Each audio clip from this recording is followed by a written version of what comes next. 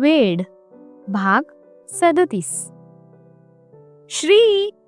साई त्याला आवाज देतच त्याच्या जवळ आला. श्रीने त्याच्याकडे पाहिलं. रागातच त्याचा हात पकडत तो त्याला ओढतच रूममध्ये घेऊन आला आणि रूमचा दरवाजा लावून घेतला. काय झालंय? साईराजने विचारलं. मैथिली आणि तू रिलेशनशिपमध्ये होतास? श्रीने रागातच विचारलं. तू असं का रागात विचारतोयस? साईराजने पुन्हा प्रश्न केला. मी जे विचारतोय त्या प्रश्नाचं उत्तर दे. श्री ओरडतच म्हणाला. तुला सगळं माहितीये तरी तू प्रश्न करतोयस म्हणून मी प्रश्न करतोय. साईराज उत्तरला. तू आणि मैथिली खरंच रिलेशनशिपमध्ये होतात का? खरं खरं सांगायचं मला. श्रीने साईराजची कॉलर धरतच त्याला विचारलं. हो यार, फोटो बघितलेस ना तू आमचे? साईराज उत्तरला. फोटो बघितले आणि फोटो काढणाऱ्याला सुद्धा भेटून आलोय मी. श्री म्हणाला. क्या बात है लेका, तू चक्क मिहिरला भेटायला गेलास? जुने मित्र आठवले तर तुला? गुड. साईराज श्रीची पाठ थोपटतच म्हणाला. साई. श्री साईराजला स्वतःपासून लांब ढकलतच ओरडला. साईराज मागे असलेल्या बेडवर जाऊन कोसळला. काय झालं? बेडवरून उठून बसतच साईराजने विचारलं. खोटं बोललास तू माझ्यासोबत? एक अशी द्याविषयी वाटतेय ना तुला? हाताची मूठ साईराजच्या नजरेसमोर धरत डोळ्यातून राग ओकतच श्री म्हणाला. मी काय खोटं बोललोय तुझ्यासोबत? साईराजने निराकस भाव चेहऱ्यावर आणतच श्रीला विचारलं. मैथिली आणि तू रिलेशनशिपमध्ये कधीच नव्हता. तू खोटं बोलतोयस. श्री म्हणाला. मी कधीच खोटं बोलत नाही आणि तुझ्यासोबत तर नाहीच नाही, हे तुला पण माहितीये. तू कोणाचं सुद्धा ऐकून माझ्यावर असा हात उचलणार का? साईराजने प्रश्न केला. मला तुझ्यासोबत बोलायचंच नाही. माही येते इथे, मी माही सोबतच बोलेल. रागातच श्री म्हणाला आणि साईराज पासून लांब झाला. का नाही बोलणार माझ्यासोबत तू? श्रीच्या पुढ्यात जाऊन साईराज उभा राहिला. त्याच्या दंडाला पकडतच त्याचं तोंड जबरदस्ती स्वतःकडे करतच त्याने विचारलं. श्रीने साईराजच्या हातातून स्वतःचा दंड सोडवला आणि त्याला पाठ फिरवून तो उभा राहिला. त्याने महिमाला कॉल लावला पण तिचा फोन लागत नव्हता. श्रीचं तुटक वागणं साईराजला अस्वस्थ करू लागतं. श्री, तुझ्या अशा वागण्याचा त्रास होतोय यार मला. काय झालंय तुला ते तरी सांग मला. साईराज श्रीवर ओरडतच म्हणाला. बोललो ना, महिमा आल्यावर तिच्याच पुढ्यात सांगे तर तिच्याच पुढ्यात सांगे. श्री साईराजवर ओरडतच म्हणाला. तू असं का बिहेव करतोयस? माझ्याकडे बघ तरी. श्रीचा चेहरा स्वतःकडे करतच साईराज म्हणाला. Stay far from me. साईराजला मागे ढकलतच श्री म्हणाला. श्री, काय झालं यार तुला? का राग करतोयस माझा? साईराज स्वतःचा तोल सावरतच श्रीला म्हणाला. मैथिलीच्या आयुष्यासोबत खेळलायस तू. प्रत्येक क्षणी तू खोटं बोललायस आणि कसले फोटो दाखवतेस तू मला? ड्रामामध्ये तुम्ही दोघं एकत्र होतात ते फोटो होते ते. श्री म्हणाला. मग मी कुठे नाही म्हणतोय? साईराज म्हणाला. साई, माझा हा हात आता खरंच उठेल हा? श्री रागातच ओरडला. का हात उठणार तुझा? काय झालंय ते सांगतच नाही आणि नुसतं मारायची आणि माझ्यापासून लांब जायची वार्ता करतोयस. साईराज म्हणाला. ते फोटो तुम्ही ड्रामामध्ये असताना काढलेत हे का नाही सांगितलं मला? श्रीने विचारलं. ते पण सांगायचं होतं का? साईराजने प्रतिप्रश्न केला. तिने फसवलं हे तुला सांगायला झालं, मग हे फोटो तुझ्या ड्रामा कॉम्पिटिशन मधले आहेत हे का नाही तू सांगितलंस मला? आणि ते सोड, मैथिली तुला नाही बोलत असताना तिला का त्रास देत होतास तू? आणि मला रोज खोटं बोलायचास. मी आज मैथू सोबत शॉपिंगला जातोय, मी गाडी ड्राईव्ह करतोय, माझ्यासोबत मैथू आहे आणि न जाणो किती काय सांगत असायचास तू तिच्याबद्दल. श्री म्हणाला. खरं तेच सांगायचो मी. ती सोबत असतानाच नेमकं तू कॉल करायचास, मग तेच सांगणार ना मी. साईराज म्हणाला. अजून पण खोटंच बोलतोयस यार तू. श्री ओरडला.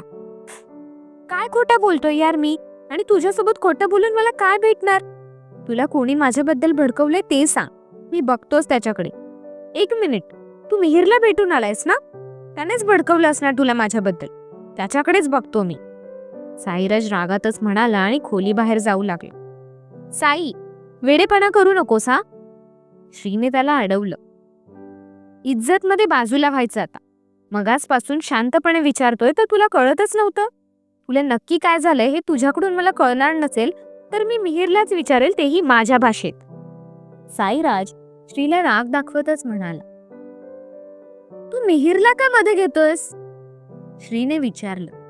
तू स्वतःहून मध्ये आलाय आपल्या. तुला माझ्यापासून लांब करणाऱ्या सोबत कोणत्या भाषेत बोलायचं हे माझं मीच ठरवेन. साईराज श्रीला बाजूला सारतच म्हणाला. साई, तुला माझी शपथ आहे, जर तू माझ्या परमिशन शिवाय या खोलीबाहेर पाऊल ठेवलंस तर. श्री म्हणाला तसं साईराजने अर्धवट उघडलेला दरवाजा जोरातच आपटला आणि रागातच श्री जवळ आला. रागातच त्याने श्रीची कॉलर पकडली. मिहिरने भडकवलंय ना तुला?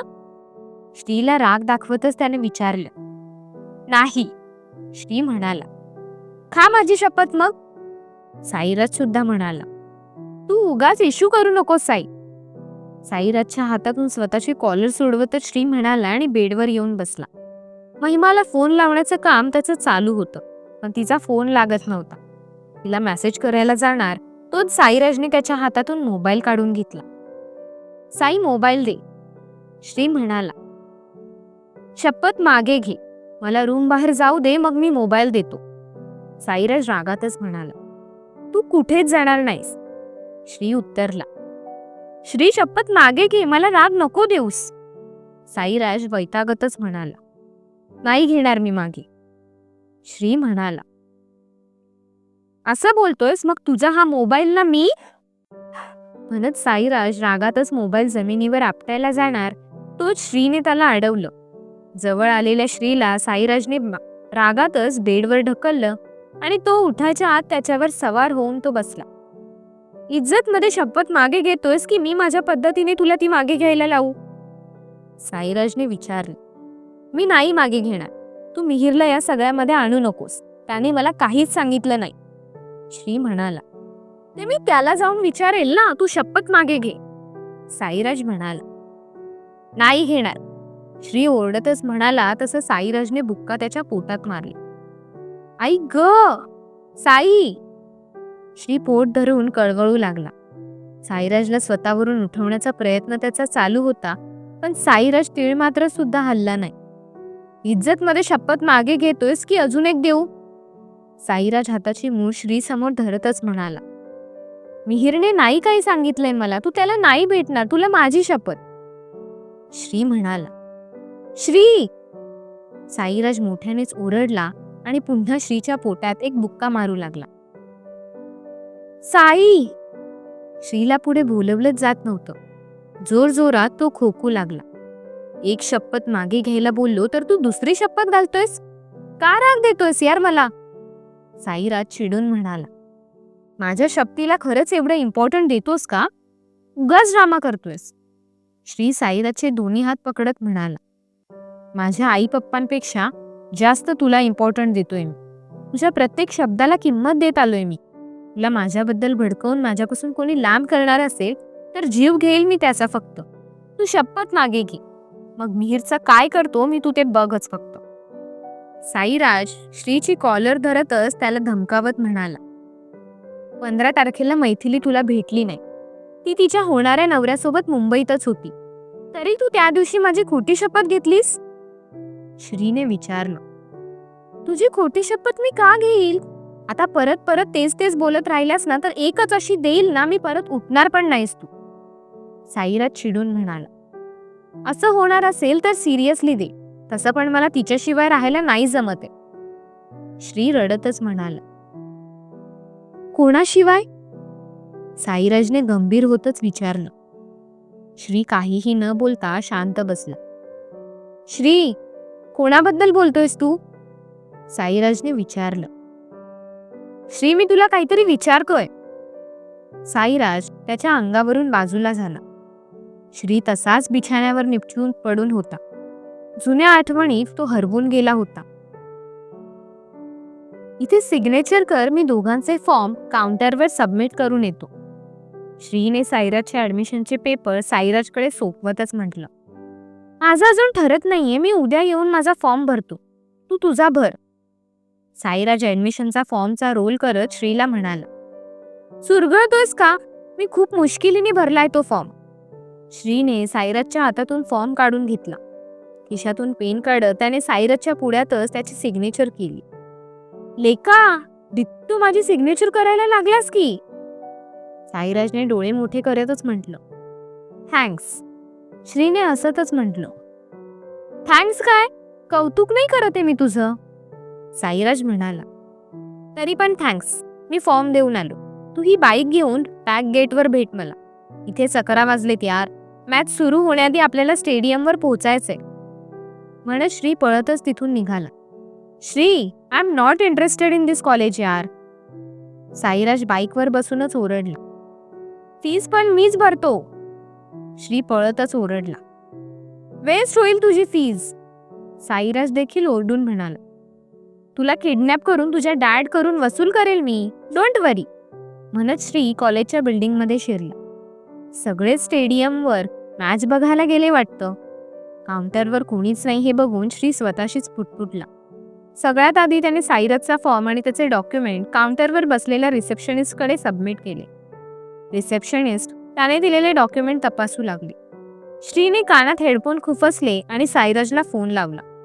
रिसेप्शनिस्ट अगदी मंद गतीने काम करत होती. आपल्याला थोडा उशीर होईल हे तो त्याला सांगत होता. त्यावरून त्याची आणि साईराजची आपापसात तू मेमे चालू झाली.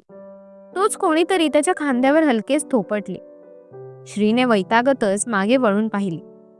काजळाने भरलेले तिचे पाणीदार डोळे, नाजूकशी हनुवटी, त्या हनुवटीवर असलेले गुलाबीसर असे तिचे ओठ, लांब केस ज्याच्या बटा तिचे अर्ध कपाळ लपवत होत्या.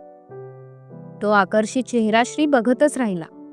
जणू तो हरवूनच गेला तिला पाहण्यात. ती त्याची आणि मैथिलीची पहिली भेट. तिने हातातील पेपर त्याच्या समोर धरला, पण श्री पेपर सोडून तिला बघण्यात हरवून गेलेला. हे तुझं नाही का? त्याचा निर्विकार चेहरा बघतच ती म्हणाली. ती सुद्धा आपल्याला न्याहाळते याचा अंदाज श्रीला त्या क्षणी आला होता, पण तोच रिसेप्शनिस्टने त्याला आवाज दिला. तसा श्री तिला पाठमोरा होऊन काउंटरच्या दिशेने वळला. साईराजचा ऍडमिशन फॉर्म भरून होताच त्याने तिच्याजवळ स्वतःचा फॉर्म सोपवला.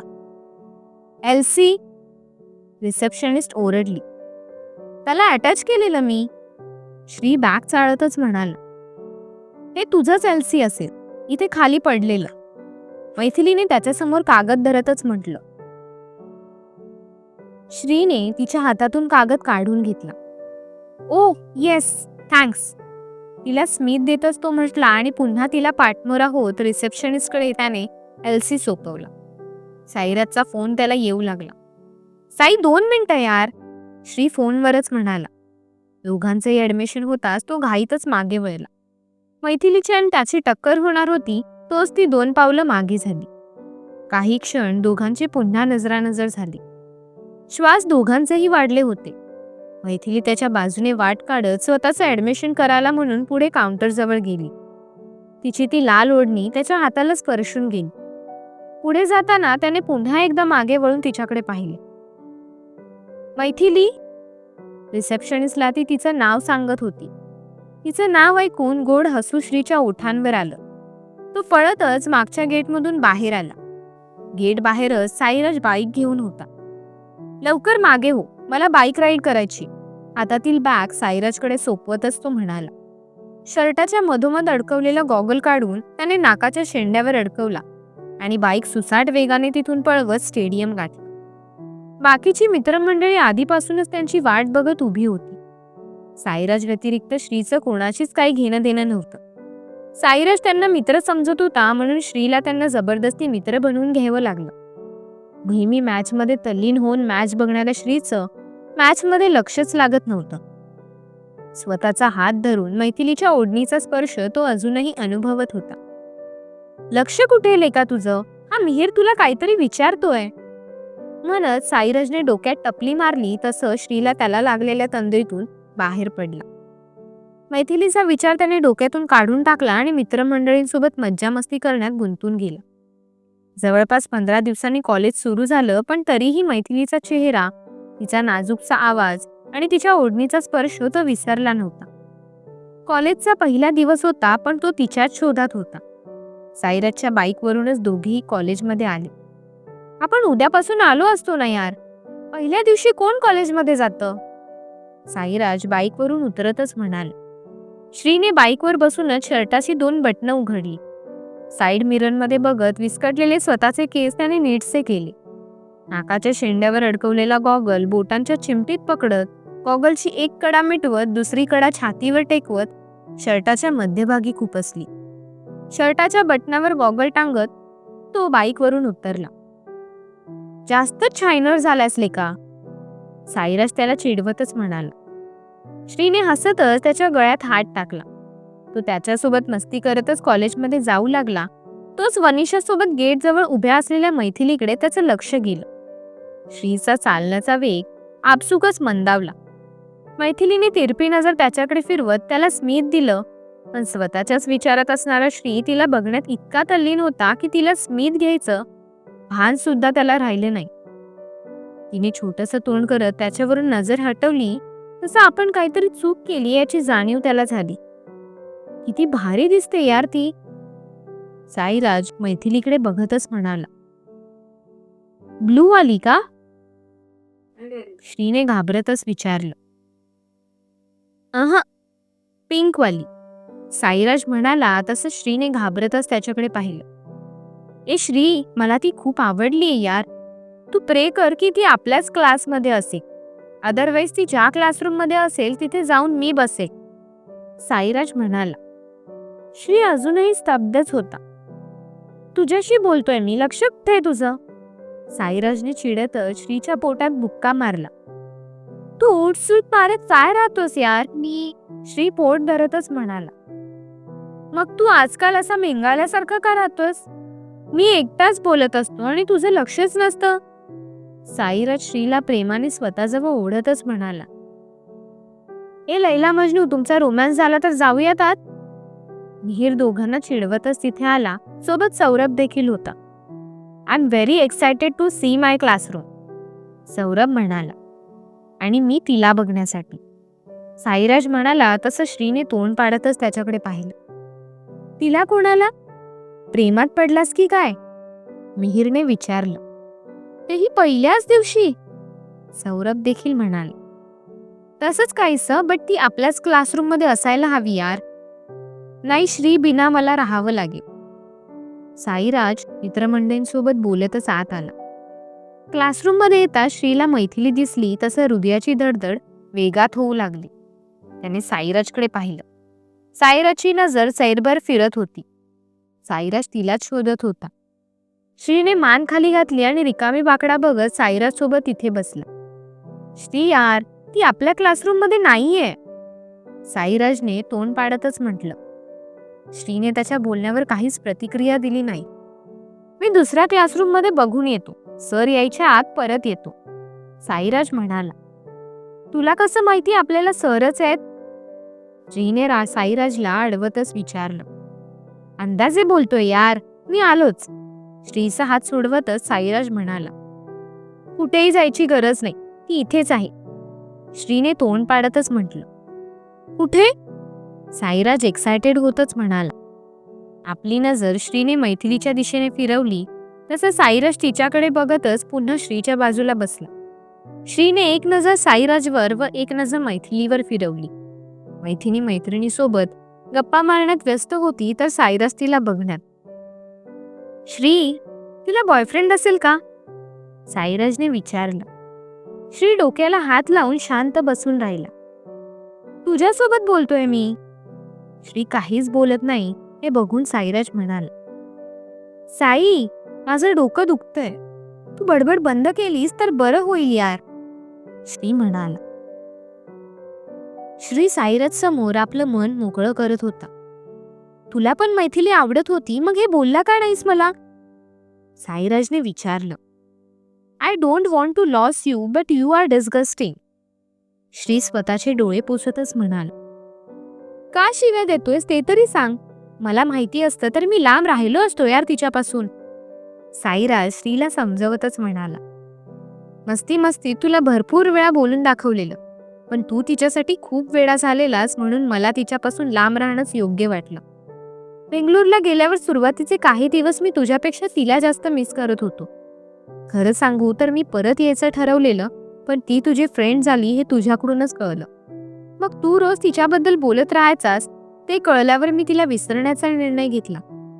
तिला विसरणं शक्यच नव्हतं, कारण तू तिचं नाव माझ्यासमोर काढायचास, पण मी माझ्या मनाला समजवलेलं आणि स्वतःला मी बिझी करून घेतलेलं.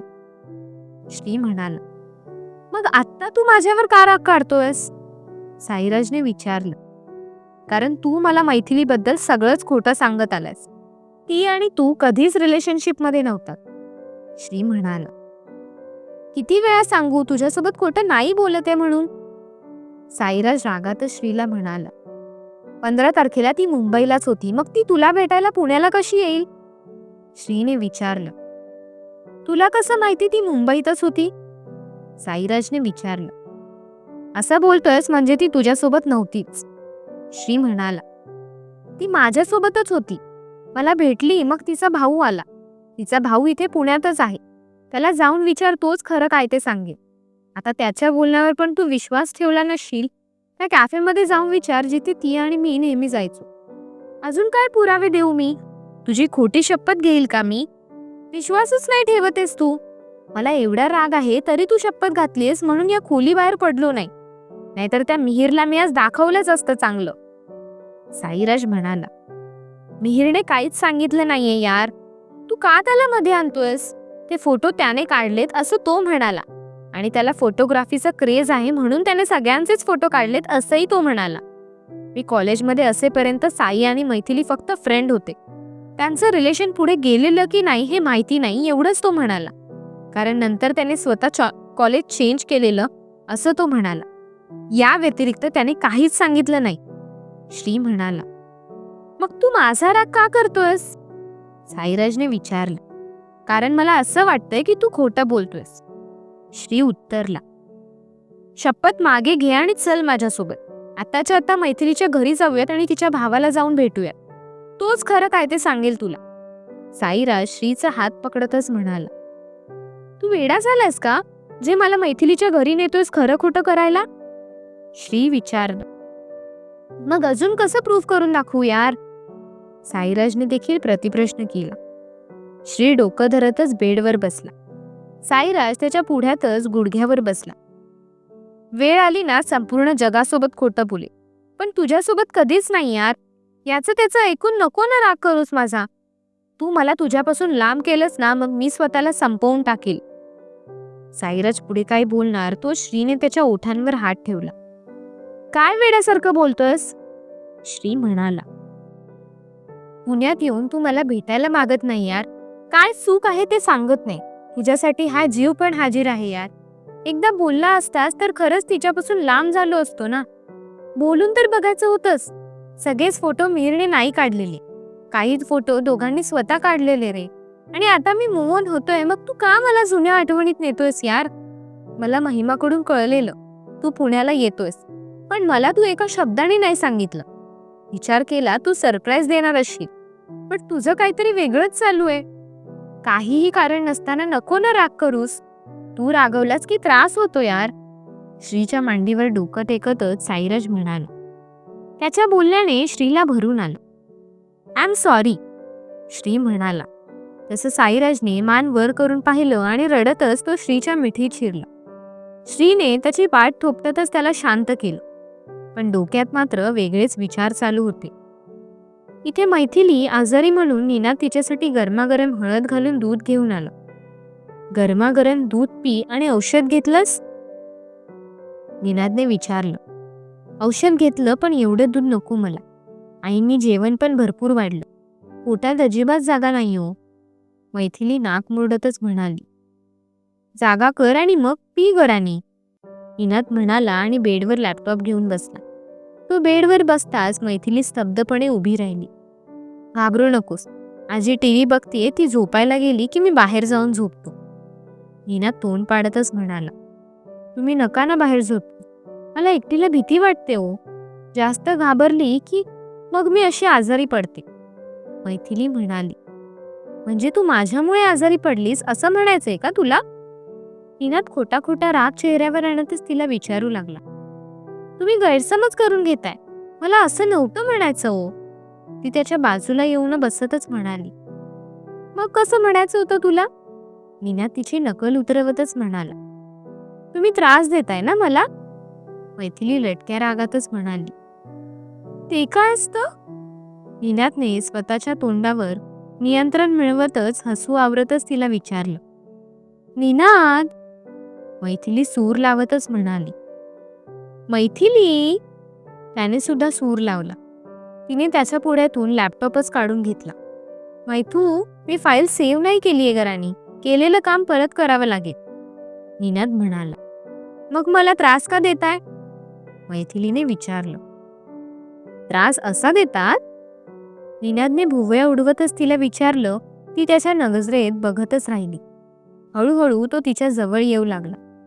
थोडं काम आहे घरानी, ते काम झाल्यावर मग त्रास देतो तुला. ओठ अगदी तिच्या कानाजवळ नेतच तो म्हणाला. तिने डोळे अगदी घट्ट मिटून घेतले. अंगावर तिच्या शहारे उमटले. त्याने तिच्या हातातून लॅपटॉप घेण्यासाठी तिच्या हाताला स्पर्श केला. त्याचा तो स्पर्श तिला हवासा वाटू लागला. तिने डोळे तसेच मिटून ठेवत त्याचा हात घट्ट पकडला. त्याने तिच्याकडे पाहिले. तिने अलगद डोळे उघडले. काहीतरी वेगळंच अपेक्षित आहे ही भावना त्याला तिच्या आणि त्याला तिच्या नजरेत दिसू लागली. दोघेही एकमेकांकडे बघत एकमेकांच्या जवळ येऊ लागले. श्वास दोघांचेही वाढले होते. एकमेकांच्या ओठांवर दोघांचीही नजर फिरू लागली. निनादने मैथिलीच्या मानेभोवताली हात नेत तिला थोडं जवळ ओढलं आणि तिच्या ओठांवर ओठ टेकवले. दोघांचेही डोळे आपसुकच मिटले. दोघांचं मन भरस्तोर दोघेही एकमेकात मग्न होते. निनादला तिच्यापासून अजून लांब राहणं जमत नव्हतं. त्याचा हात तिच्या पाठीवरून फिरला. तिच्या पाठीचा स्पर्श थोडा उबदार जाणवला. अजूनही तिच्या अंगात ताप आहे आणि तिला बरं वाटत नाही याची जाणीव निनादला झाली. तसं तिच्यापासून तो लांब झाला. ती सुद्धा स्वतःला सावरून त्याच्या बाजूलाच बसली. दूध पिऊन घे, तिच्याकडून लॅपटॉप घेतच तो म्हणाला. तिने दुधाचा ग्लास रिकामी केला. तुम्हाला किती वेळ लागेल? निनादच्या खांद्यावर डोकं टेकवतच तिने विचारलं. खरं तर काम करायचा मूडच नाही, बट करावंच लागेल. निनाद तिला स्वतःच्या मिठीत सामावून घेतच म्हणाला. ती त्याच लॅपटॉपमध्ये जे काही चालू आहे ते शांतपणे बघत असते. औषधांमुळे तिचे डोळे अक्षरशः मिटत असतात. तू नीट झोप बघू, निनाद प्रेमानेच तिला म्हणाला. ते एक बोलायचं होतं, मैथिली म्हणाली. काय बोलायचंय? निनादने विचारलं. काय बोलायचं असेल मैथिलीला? कळेलच पुढील भागात. धन्यवाद.